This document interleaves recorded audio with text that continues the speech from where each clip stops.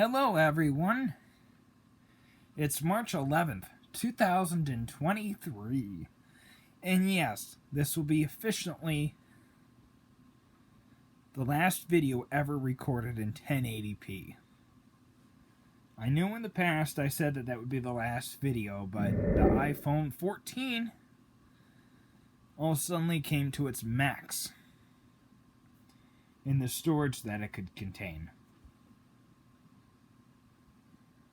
So I had to delete a lot of video footage.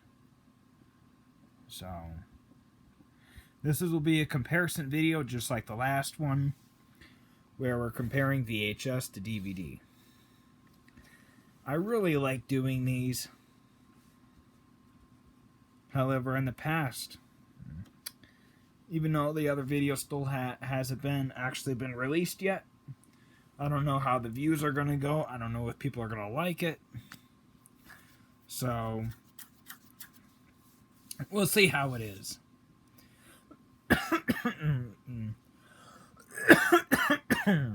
Don't mind me coughing in the background. It's because it's really dry and, you know, it's winter and stuff like that. So, special edition DVD of Dee Lovely, the Cole Porter story.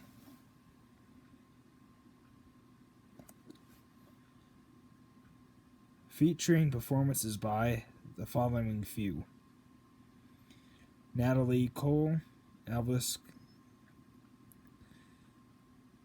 Costello, Sheryl Crow, Diana Crow. I can't pronounce the other one, but Robbie Williams. You can see it's got some dents there, but that doesn't affect the playback. It's not like a VHS where if you have dents on it, it won't play back very well. Keep in mind, this is the same mini iPad. It's actually called the mini iPad 4. This iPad's been we started using it in 2000 and I'm going to say the third quarter, actually the third and fourth quarter of 2018. Or it might have been early 2019 when we first started using this thing to record, so this mini iPad 4 has been recording video for 4 years now, so almost 4 years. So off and on. So splendid, luxurious treasure.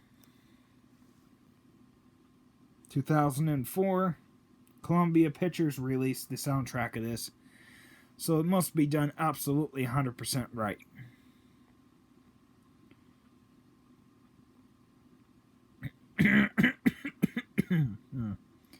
I must have a frog in my throat.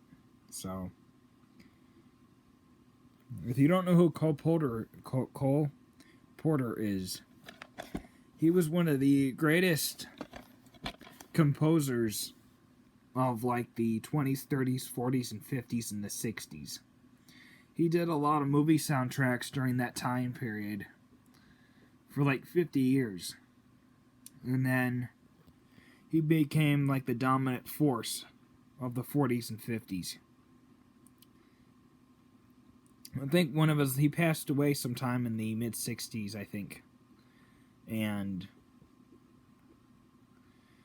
he did a lot. I think one of his last movies was like the early 60s or late 50s or something like that. He was kind of like, you know, the superstar in composing at that time period, so.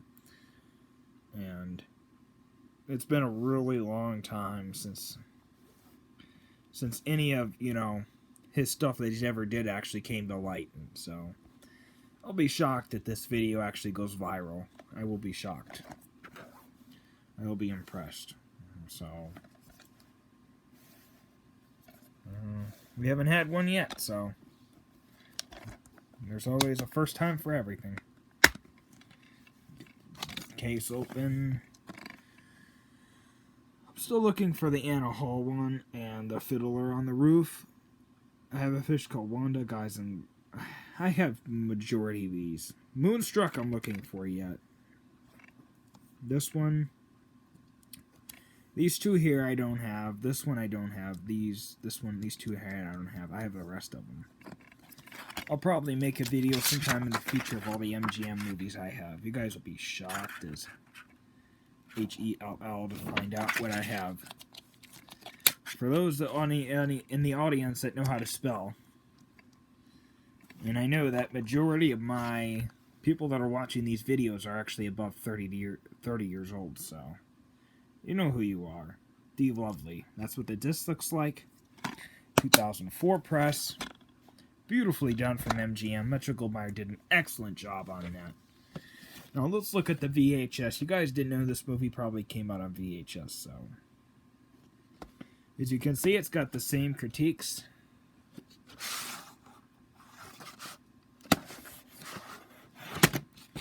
Here's the video cassette. I think it has a print date of May 5th.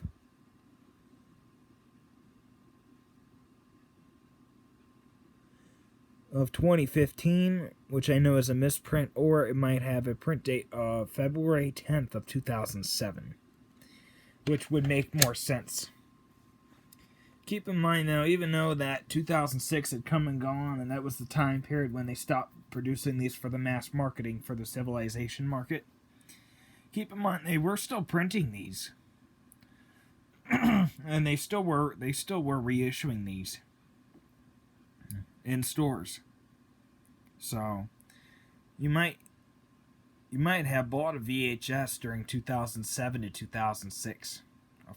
I know, assuming that Target didn't stop selling them until 2007. Not much is known about Target. However, Walmart stopped selling them in 2005. So this one could have been a 2005 pressing.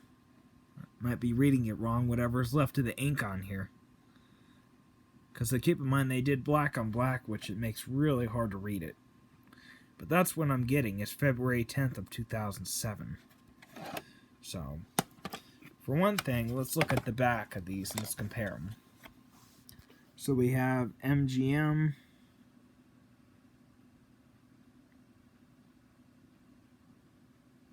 DVD.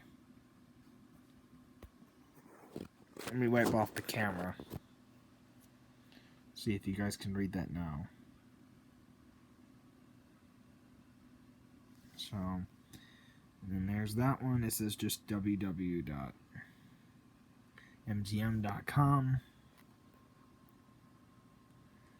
You can see that now. So, let's look at them now. The great box here is going to be in another video, so don't pay attention to that. You guys will see that later on. So, you can see there's a lot of differences of special features on the DVD that the VHS does not have. So,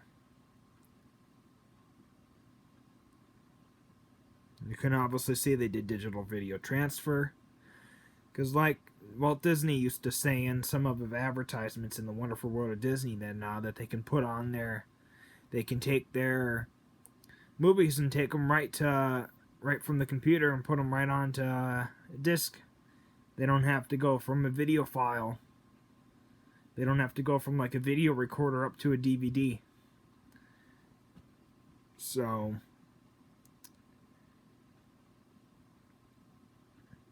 obviously you know the difference is that VHS is like 480p or something like that, and then DVD is obviously 720, because Blu-ray is supposed to be 1080. I'm assuming that means that 4K, it must be 1480 or 1280. If you can see the difference, why pay the difference? That was probably Walmart's slogan during the 2000s, during the early 2000s. Could have been, who knows?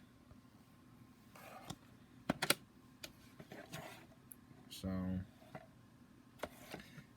as always, thanks for watching, and we'll see you in the next one, if you watch the next one. If you don't, oh well. Somebody else probably won't. Well, keep in mind this video determines whether or not if I do a next one. A next video comparison between VHS and DVD.